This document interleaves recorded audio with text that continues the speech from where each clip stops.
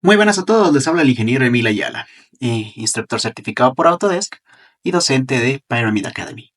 En esta oportunidad vamos a aprender cómo implementar lo que son las cargas de viento en Robot Structural, pero no con el túnel de viento, sino de manera un poco más manual, ¿no? Usando e implementando lo que es la normativa AC7 del año 2022. Bueno, en este caso, sabemos que Robot Structural tiene lo que es el perfil de simulación de cargas de viento, ¿no? Que podemos implementarlo de manera automática. Bueno, sin embargo, en muchos casos nos piden que no usemos este túnel, ¿no? Tal vez nuestro supervisor nos diga, ok, está bien que el robot use su simulador, pero ¿cómo lo calculas a mano?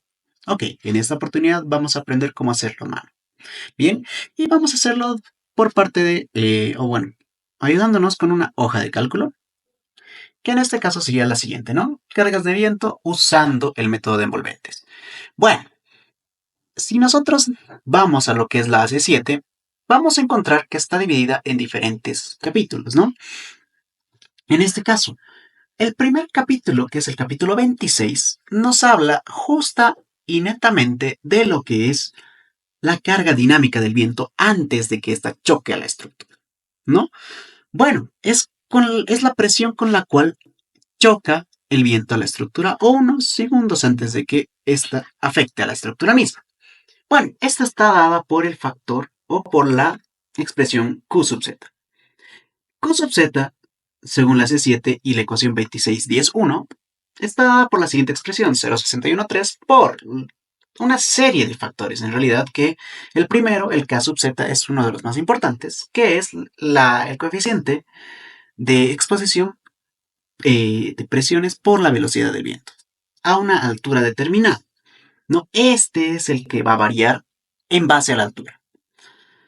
Por su consiguiente tenemos lo que es el K sub z, que es el factor topográfico, y el K sub b, que es el factor por elevación de terreno. No es lo mismo tener un terreno en la costa como un terreno o una estructura en la montaña. Sabemos que el aire en la montaña es mucho más denso y por tanto el viento va a moverse con menor velocidad. Este factor entonces es determinante al momento de que nosotros escojamos nuestra propia carga de viento, ¿no? Multiplicada por la velocidad. Esta velocidad debe estar en metros por segundo para que esta expresión se cumpla y nos dé el resultado en newton por metro cuadrado. Bueno,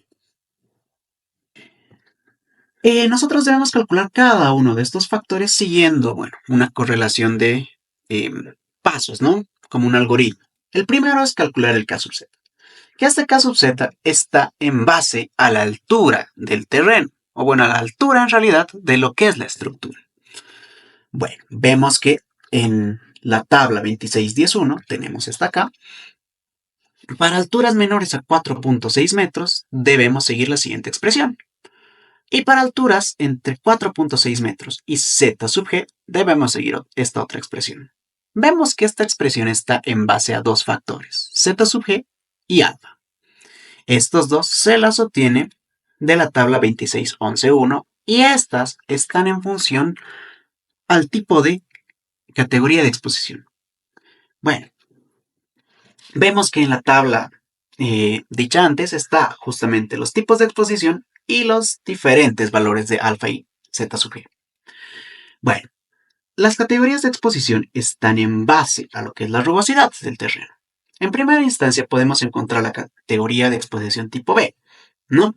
Para estructuras y otro tipo de edificaciones con altura media de techo menor o igual a 9.1. La exposición B debe ser aplicada donde la rugosidad de la superficie del terreno está definida por la rugosidad tipo B. Vamos a lo que es la rugosidad tipo B.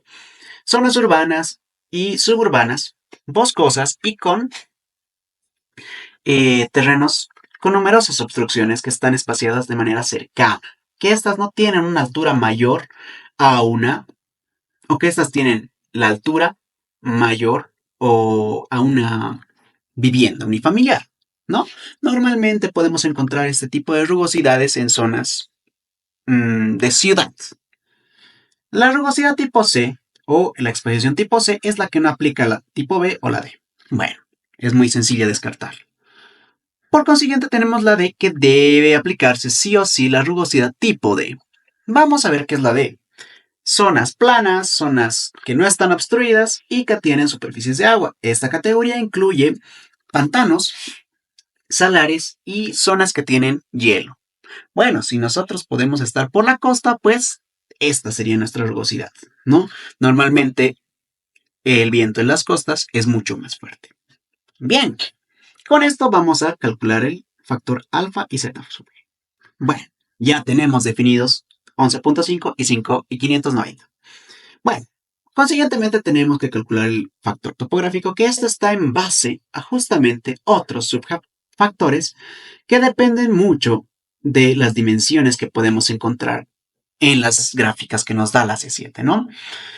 Esto está en función de las relaciones que depende del tipo del terreno que tengamos, si puede ser un risco, una escarpadura o una colina axisimétrica, o un cerrito prácticamente.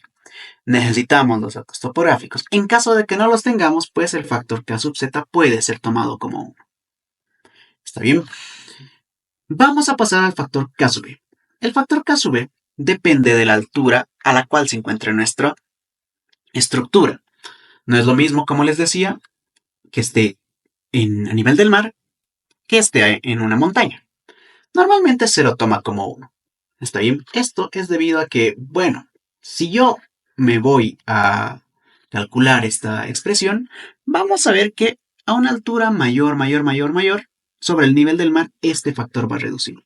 Y si vemos justamente lo que es la expresión, como reduce, nos va a reducir también la carga de viento. Entonces es un arma de doble filo decidir si yo tomo como 1 o calculo con la expresión que se encuentra acá, donde z sub b es la elevación del terreno sobre el nivel del mar. ¿No? Puede ser 200 metros, 300 hasta 4000 metros sobre el nivel del mar. Recomendación, tomen como 1 este factor si es que en esta parte del factor topográfico lo tomaron como 1. Recomendación. Bueno, posteriormente pasamos a calcular el factor K sub d, que depende del tipo de estructura. Normalmente en naves industriales estamos en lo que es un sistema resistente de fuerzas de viento, 0.85, o components and claddings, que son componentes y revestimientos. Normalmente se lo toma como 0.85. ¿Por qué estamos haciendo toda esta reflexión? Pues necesitamos calcular justamente este valor de Q.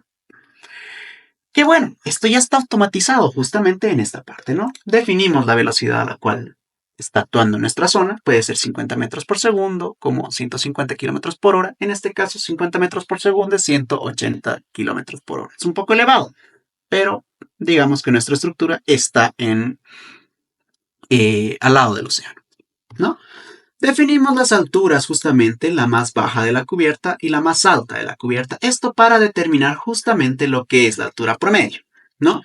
Definimos la altura del terreno, que bueno, por defecto está con 2800, pero aquí está algo muy importante. ¿Considero o no considero el factor Z sub i? Esto es para determinar justamente el factor por elevación de terreno. Si le pongo no, automáticamente va a tomar como. Definimos qué tipo de zona es. Una zona abierta, qué tipo de categoría, vamos a definir qué es D. Vemos que podemos cambiar tanto B, C o D, ¿no? En este caso dejamos con D, el factor topográfico lo dejamos con 1, el factor de direccionalidad también con 0.85 y el factor de elevación de terreno lo dejamos con, bueno, este es automático. Entonces, tomamos directamente la multiplicación de todos los elementos para obtener el factor de 1.74. Bueno, esto está actuando a una altura de 7.75 metros. Vemos que el efecto topográfico está tomado como 0.85. Entendamos que esto es para el método de envolventes. ¿El método de envolventes cuál es?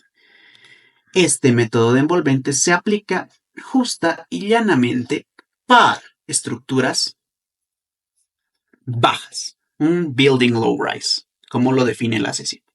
¿Qué significa esto? Una estructura cerrada, parcialmente cerrada, que cumple con las siguientes expresiones.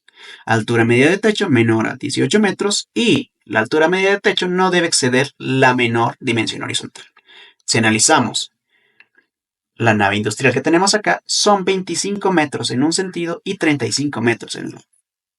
Bueno, 25 metros, pues no excede a lo que son los 7.75 metros, ¿no? ¿Y qué más nos dice? Que H, la altura media de techo, no debe exceder los 18 metros. Tenemos 7.75. No excedemos. Estamos en un rango de low rise. Bien, entonces, si estamos en un rango de low rise, el factor de ráfaga es 0.85. Puede ser tomado, nos dice acá, low rise buildings, definidas en sección 26.2, que es justamente esta, están permitidas para ser consideradas rígidas. Si son rígidas, se toma 0.85. Bueno, esto es muy importante. ¿Por qué?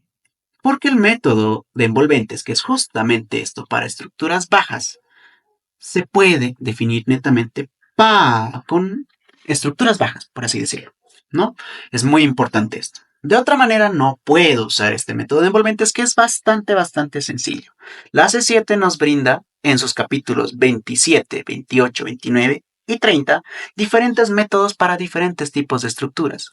Y el más conveniente a la hora de diseñar naves industriales es justamente el método de envolventes, ¿no? Bueno, para este método de envolventes necesitamos ese factor Q sub Z, o bueno, en este caso Q sub H para cubiertas. Por el factor de direccionalidad, por un factor GCPF. Bueno, este factor es netamente del método de envolvente, el cual está dado para los diferentes casos, ¿no? Como podemos ver, en una esquina se divide en diferentes zonas. Bueno, vemos que estamos en función al ángulo del techo, este ángulo de acá, y debemos interpolar de manera lineal, ¿no? El otro caso es un poco más sencillo, que solo tenemos que copiar los factores, ¿no? Esta es la presión externa. La presión interna, el GCPI, es justamente, está en el capítulo 26, ¿no? Que depende muchas veces de lo que es el tipo de estructura, si es cerrada, parcialmente abierta. Para el caso de nuestro ejemplo, es una estructura cerrada, que debemos tomar el factor GCPI como más menos 0.18, ¿no? Con todos estos datos pasamos a definir todos los elementos, ¿no? Ya tenemos justamente el factor de ráfaga, sabemos de dónde salió, definimos todo la presión interna, 0.18, todo lo que está subrayado debe ser cambiado. ¿Está bien? Bueno, en este caso 0.18 y menos 0.18. Y bueno, aquí se tiene que hacer de manera manual esta interpolación para el caso 1, ¿no? Este caso. Bueno, ya se hizo de manera manual las interpolaciones correspondientes, ¿no? Tenemos unas alturas de este estirpe. Veamos. Ponemos en XZ. Podemos definir por esta parte lo que es las líneas de construcción y vemos justamente que tenemos una altura de techo de 6 a 9,5, son 3.5 metros de altura, ¿no? Tenemos en esta parte desde 0 hasta 25, 25 metros de ancho. Bueno, este ángulo de acá es justamente 15.64, ¿no? Entonces se pone 15.64 y se va interpolando. De 0 a 5 tenemos que para la zona 1 es 0.4 y para la zona de 1, pero con ángulos de 20 es 0.53. Bueno, vamos acá, cambiamos 0.53 y podemos encontrar este valor en esta parte. Se hace esto con cada una de las zonas, ¿no?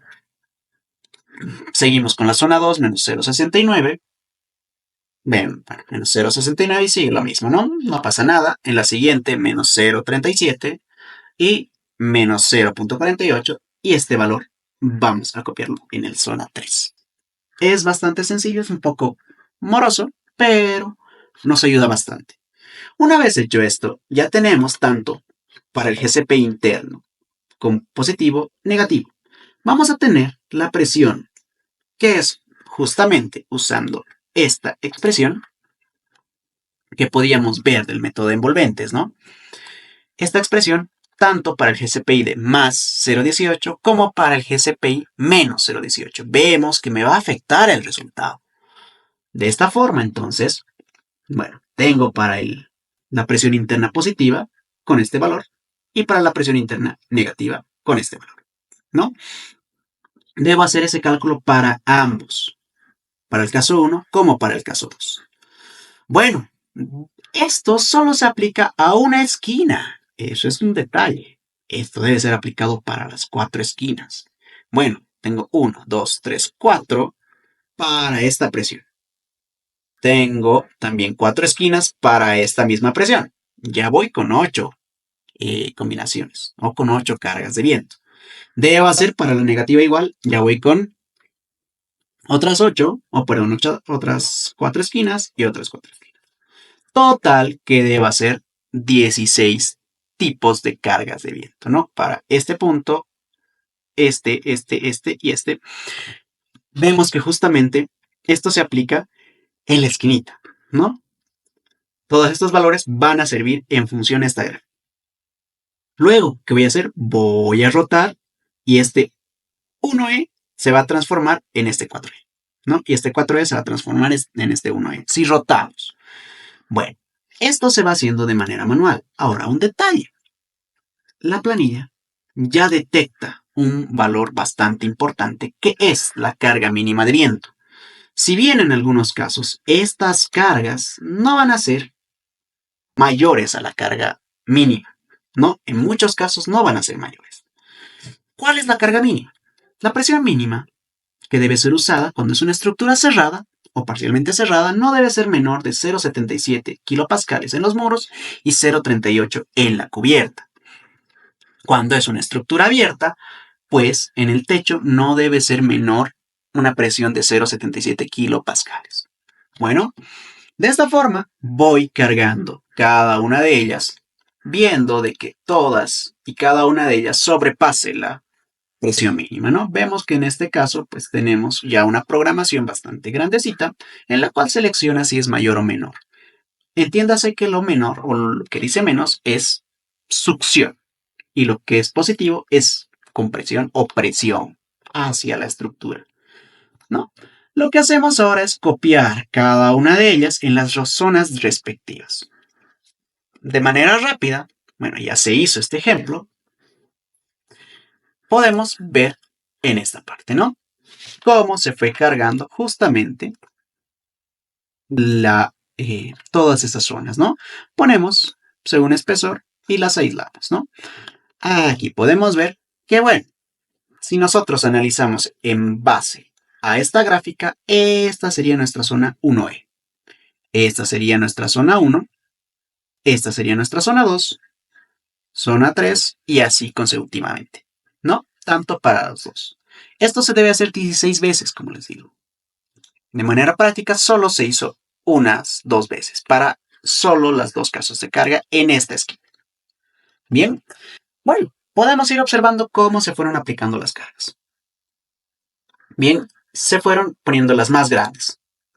En este caso, en la zona 1, que sería esta justamente, estamos con 0,99. Buscamos la carga B1, vemos y pedimos que nos pida, que nos muestre justamente que acá es 0,99 presión entrando, ¿no? Podemos observar justamente la flechita que está entrando hacia la estructura.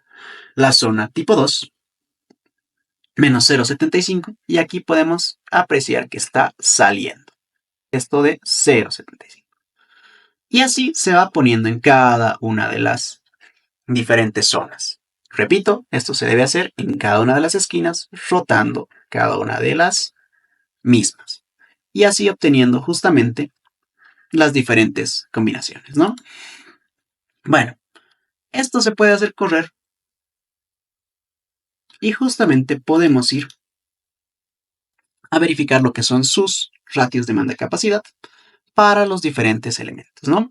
Ya sea las vigas principales, las columnas, los arriestramientos, ¿verdad?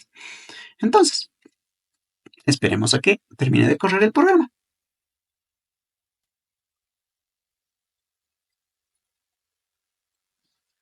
Listo. Ok. Pedimos justamente, terminamos esto y pedimos que nos muestre el dimensionamiento.